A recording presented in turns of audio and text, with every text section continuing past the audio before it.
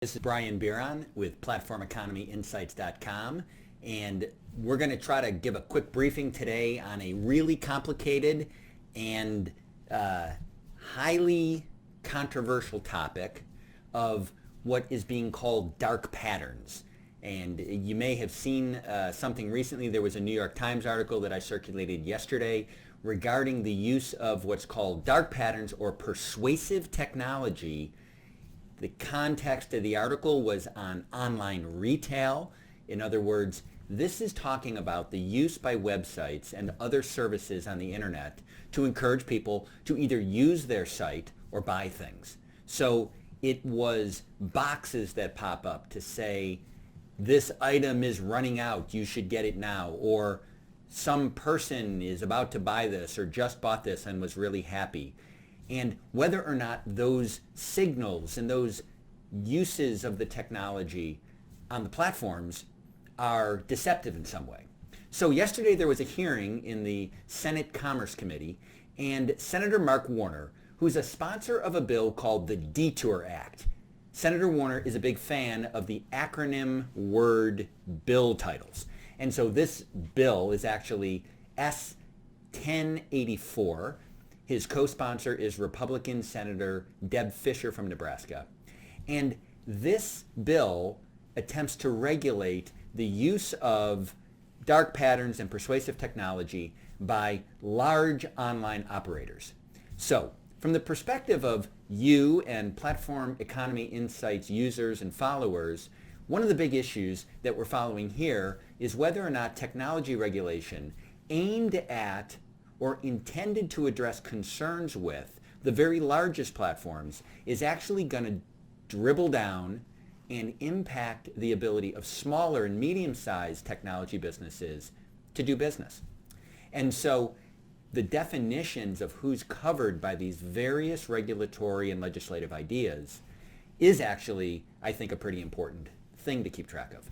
So the large online operators in Senator Warner's S1084 are businesses that have 100 million authenticated users in the previous 30 days.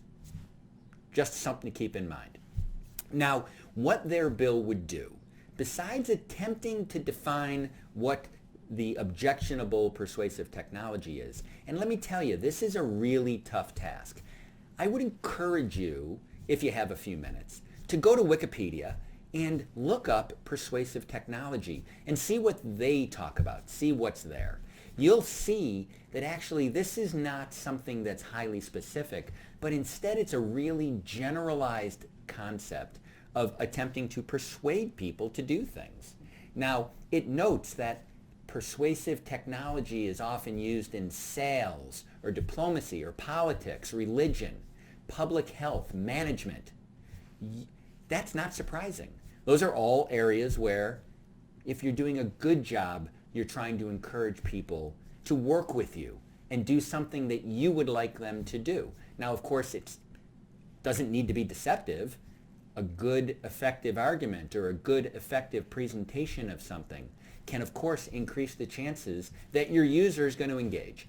But the idea behind the Detour Act is that government, and in the case of this bill, it would be the Federal Trade Commission, would attempt to define where that boundary is between common, acceptable use of persuasive technology and user interfaces and attempt to draw some lines where it would not be legal.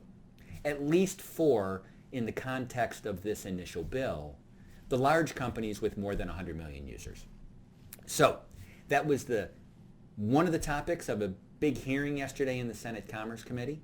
There were some highlights you might find online with Senator Ted Cruz quizzing a representative from Google on some intra-company communications, of which, not surprisingly, in a company as big as Google, there's a lot of, related to whether or not they use their algorithms in a way that tries to push people in certain directions politically or on ideological issues.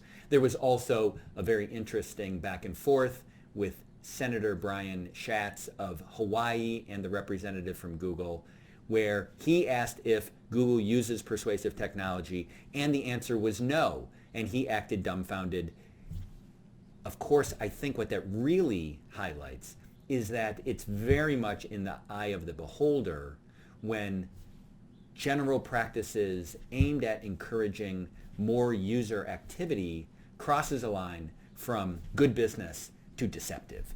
And I'm not surprised that a representative from Google, and I suspect most upstanding companies, would say that they don't do things that are deceptive and aimed to take advantage of users rather than encourage users to use their good products even more. Long story short, it's an interesting topic. I encourage you to look at it. The big takeaway here, two. Number one, in this bill, the threshold for the kinds of businesses that would be covered by the legislation starts at 100 million users. And secondly, it's a really complicated and ill-defined topic area, and so legislating and giving regulatory authority to a government agency seems like an especially challenging thing. Before I finish the video, I wanted to mention that Senator Mark Warner has been a busy person in terms of proposing internet-related, digital company-related regulatory ideas. He also recently introduced another bill. This is S-1951. He is working with Senator Josh Hawley from Missouri. You may be familiar with Senator Hawley because he's a conservative Republican who is pretty active right now on big platform company regulatory ideas. This bill is called the Dashboard Act. As I mentioned, Senator Warner likes his acronym name bills.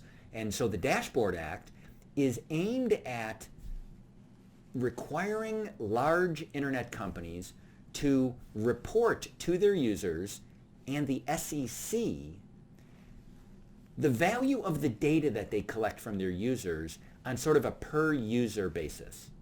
So again, a pretty new concept, pretty ill-defined, but the general idea here is that they are looking for big digital companies to have to in some way inform users of some kind of monetary value of the data that gets collected. It's unclear if the senators mean, like in general, all the data that they collect on sort of a per user basis, or some kind of actual value of the actual data an individual user is sort of sharing with the company through their usage. I suspect it's the former because it would be really difficult, even for a really big company, to try to figure out sort of every 90 days how much each individual user is worth, and that raises all kinds of questions. So in this bill, Senator Warner and Senator Hawley, they propose to have it apply to companies that have 100 million unique U.S. visitors, and then they have that on sort of a rolling 90-day kind of measurement. So again, we have that magic number of 100 million users being their threshold for when these kind of regulatory schemes kick in. Rather than the FTC, which is the regulatory agency for the Detour Act, they are looking at the SEC, the Securities and Exchange Commission, to come up with the rules regarding reporting on the value of user data. We'll see where this goes, but I thought it was worth noting because we have that magic number of 100 million users coming from at least Senator Mark Warner in his various bills to impose new regulatory requirements on the biggest platform businesses who he clearly aims to regulate from the legislative side as opposed to potentially the competition policy side. With that, thank you for clicking on this briefing from the Platform Economy Insights, and I look forward to our next topic briefing.